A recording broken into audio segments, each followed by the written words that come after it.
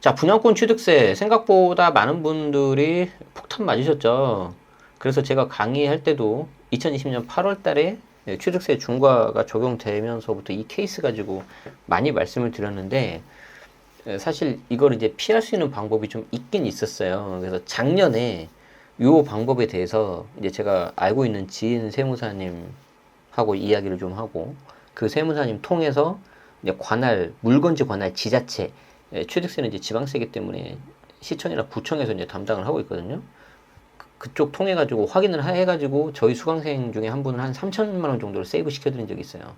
그런데 제가 일부러 그거를 방송에서 일절 말도 안 하고 이제 저희 멤버분들한테만 이야기를 좀 한 적이 있는데, 왜 그러냐면은 혹시라도 좀 이게 과거에 좀 제가 그런 걸 많이 봤기 때문에 이게 불필요하게 막히면 어떨까 해서 그냥 아름아름 그냥 하고 있었는데, 드디어 유권 해석이 나왔습니다.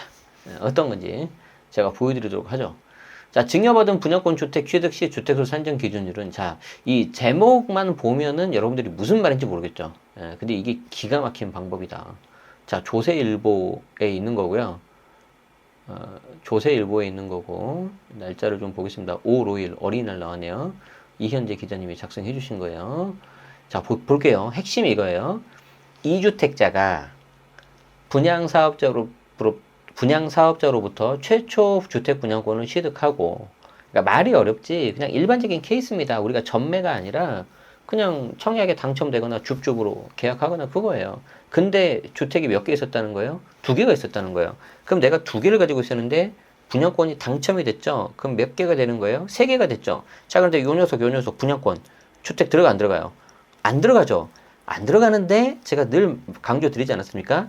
2020년 8월 12일부터는 취득세, 주택세 들어간다니까요. 그리고 21년 1월 1일부터는 양도세, 비과세 판을 때 들어가고, 그래서 이거를 꼭 반드시 기억을 하셔야 된다. 자, 그러면은 어떻게 되는 거예요? 두 개 주택이 있는데 내가 분양권 하나 취득을 해버리잖아요. 그러면 일단 양도세, 비과세는 생각도 하지 마시고요. 취득세 하나만 놓고 보자는 거예요. 취득세 하나만 놓고 봤을 때 얘가 3번이 돼버려요. 그래서 설령 이 녀석을 매각을 한다 하더라도 얘가 3번으로 딱 낙인 찍히기 때문에 8% 혹은 12% 나와버린다는 거죠. 조정 8%, 비조정 12%. 그래서 이 두 개를 먼저 처분을 하고 그 다음에 취득하시든지 방법을 쓰셔야 됩니다. 아니면은 이 녀석을 잔금을 할 때 세대가 분리된 자녀한테 증여하십시오. 이 방법을 썼는데 재밌는 방법이 나옵니다. 이제 그 재밌는 방법이 이겁니다. 자, 보세요. 자, 분양사업자로부터 주택 분양권을 취득하고, 자, 그 다음 뭐예요? 기존 1주택을 처분한 후, 다시, 아까 요거였나? 요거는 헷갈리네. 요거 두 개 있었잖아요. 여기에서 하나를 팔아버려요. 그럼 하나 남죠. 그리고 요 분양권을 다시 명의를 바꿔버려요. 어떻게 바꿔요? 증여나 매매로 가족한테. 그러면 다시 그때 증여하는 그 시점에 취득하는 걸로 봐서 두 개가 되지 않습니까? 그럼 중과를 피해버리는 거죠. 이따 그림 보여드릴게요. 그래서 그렇게 처분한 후에, 기존 1주택을 처분한 후에 배우자에게 분양권을 전매나 증여 같은 걸 하면, 그러면 그 취득식이 어떻게 되는 거냐? 처음에 당첨됐을 때 시행사랑 사업자로부터 계약한 그날이냐, 아니면은 증여한 날이냐? 당연히 후자죠. 그래서 후자, 즉 증여 계약서상 계약일을 취득일로 보는 게 맞다는 행안부의 유권 이렇게 나왔고, 요거를 작년에 응용해가지고 저희 수강생 한 3천만 원 도와드렸다니까요. 자, 볼게요. 자, 최근 행안부는 비조정 구역 내 기존 2주택을 소유하고 있던 납세자가 분양사업자로부터 분양권 계약을 체결한 후에 기존 1주택을 매도하고 배우자에게 분양권을 증여한 경우에 배우자 주택수 산정 기준일이 분양 계약일이냐 증여 계약일인지를 여부는 질문에 이같이 답했다. 즉 증여 계약일이다. 자, 밑에 이제 지방세법 13조 2 뭐뭐에 따르면 같은 법 11조 1항 7호에 따라서 100분의 20, 200을 합한 세율로 한다고 하는 게 중과를 말하고 있고, 같은 지방세법, 이제 같은이 아니라 그 하위 지방세법 시행령 28조 3을 보면 1세대 1주택에 대한 내용들이 나오고 있고, 그리고 주택수에 따른 거는 지방세법 시행령 28조의 4에 있습니다.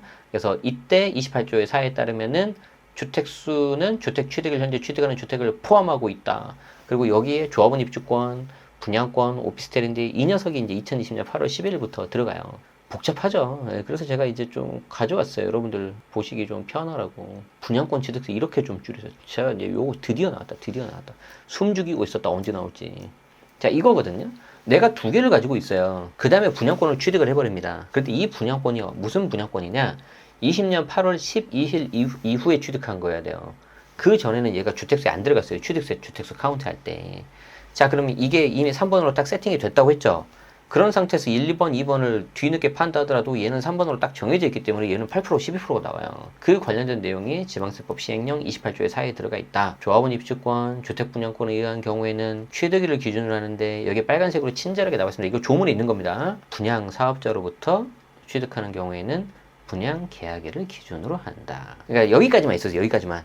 그런데 이제 아까 말씀드린 것처럼 이렇게 나온 거죠. 그럼 내가 두 개 갖고 있는데요. 이걸 샀어요. 저는 이미 사버렸어요. 근데 얘를 팔았어요. 그리고 나서 이 분양권을 뭐 배우자, 남편이나 아내한테 증여를 합니다. 6억 이하까지는 증여세가 안 나오잖아요. 그러면은 증여세가 안 나온다고 하고 설령 나온다도 뭐 감당 가능하다고 하고 그러면은 이거를 증여하면은 증여일을 기준으로 취득세를 경합니까? 아니면 그래도 분양 계약일을 기준으로 합니까? 이걸 물어본 거예요. 여기에 대해서 행안부가 어떻게 해석을 했다? 이 경우에는 증여한 날로 봐라. 그럼 증여를 했으니까 어떻게 되는 거예요? 증여하는 순간에 얘가 사라졌잖아요. 2번이 사라졌잖아. 그럼 파란색이랑 분양권 두 개만 남으니까 취득세가 몇 주택 돼버리는 거예요? 3주택이 아니라 2주택 되는 거죠. 비조정이니까 기본세율 들어가 버리는 거죠. 그럼 8%낼 거를 예를 들어서 6억이 하면 1%지 않습니까? 그럼 7% 차이 나잖아요. 그럼 6억짜리에 7%면은 4,200이에요. 5억짜리에 7%면은 3,500이고 어마어마한 돈입니다. 어마어마한 돈이에요. 그래서 기존에는 어떻게 했냐 이렇게 제가 하라고 말씀드렸던 거죠. 자, 분양권을 사기 전에 1번하고 2번을 먼저 파십시오. 그 다음에 분양권을 사야 얘가 1번으로 딱 되기 때문에 기본세율입니다. 그런데 문제가 뭡니까? 1번, 2번이 안 팔리거나 아니면 꼭 팔면 오르죠. 꼭 팔면 올라요. 저도 엊그저께 매도계약서 썼거든요. 그런데 참 하필 오늘 기사 보니까 그 해당 지역에 막 신고가가 나온다고 또 기사가 나와요. 너무 짜증이 나는 거예요. 꼭 팔으면 오릅니다. 그래서 1번, 2번을 내가 팔기 싫으신 경우 아니면은 1번, 2번을 갖고 있는 상태에서 어쩔 수 없이 내가 이 내용을 모르고 미리 사버린 경우 이때 해볼 수 있는 방법이라는 거죠. 그래서 제가 강의할 때 아까도 말씀드린 것처럼 이게 해석이 나오기 전에 너무 막 이런 거 떠들면 안 되니까 물론 뭐 제 채널을 다 보시진 않겠지만 그래도 관심 있는 분들이 좀 보시고 이게 막 좀 이렇게 되면은 안 좋거든요. 예전에 2020년인가요? 그 최종 1주택 할 때도 그랬었어요. 너무 막 언론이라든지 개인 유튜브 막 떠드니까 저도 그 내용을 알고 있었지만 그냥 조용히 있었단 말이에요. 근데 너무 그래 보니까 정부가 해석으로 또 막아버린 케이스가 있었거든요. 어쨌든 그건 넘어가고요. 자, 그래서 제가 이제 말로 이렇게 설명을 드렸었어요. 어쩔 수 없이 취득했다. 어떻게 할 거냐? 그럼 요 분양권이 등기칠 때 세대 분리가 된 자녀한테 증여를 하십시오.